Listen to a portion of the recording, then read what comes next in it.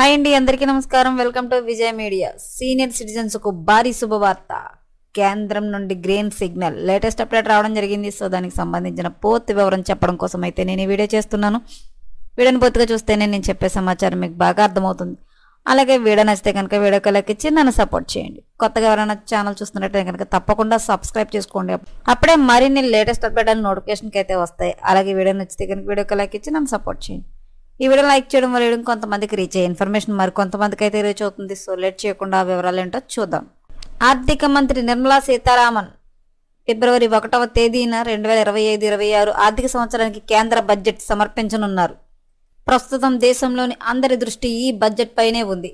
సామాన్యుల, శ్రీమంతులు, ఉద్యోగులు, వ్యాపారులు ఇలా ప్రతి ఒక్కరూ బడ్జెట్ డే కోసం ఎదురు చూస్తూ ఉన్నారు. సీనియర్ సిటిజన్స్ కోసం కేంద్ర ప్రభుత్వం అమలు చేస్తున్న అటల్ పెన్షన్ యోజన సంబంధించి కేంద్ర ప్రభుత్వం ఈసారి బడ్జెట్లో పెద్ద ప్రకటన చేయవచ్చని మార్కెట్ వర్గాలు భావిస్తున్నాయి. సామాజిక భద్రతను పెంపొందించే చొరవలో భాగంగా ఈ పథకం కింద పొందే కనీస పెన్షన్ మొత్తాన్ని రెట్టింపు చేసే అవకాశం ఉంది. ప్రస్తుతం అటల్ పెన్షన్ యోజన నెలవారీ పెన్షన్ కనీస మొత్తం 1000 రూపాయల నుంచి 5000 వరకు ఉంది.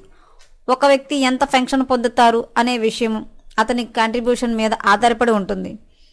నెల రెట్టింపు చేసేందుకు ప్రయత్నాలు. అటల్ పెన్షన్ యోజన కింద ప్రస్తుతం అందుతున్న పెన్షన్ పెంచే ప్రతిపాదనను కేంద్ర సర్కార్ ఆమోదం తెలిపే అవకాశం ఉందని నేషనల్ మీడియాలో కథనాలు వస్తున్నాయి.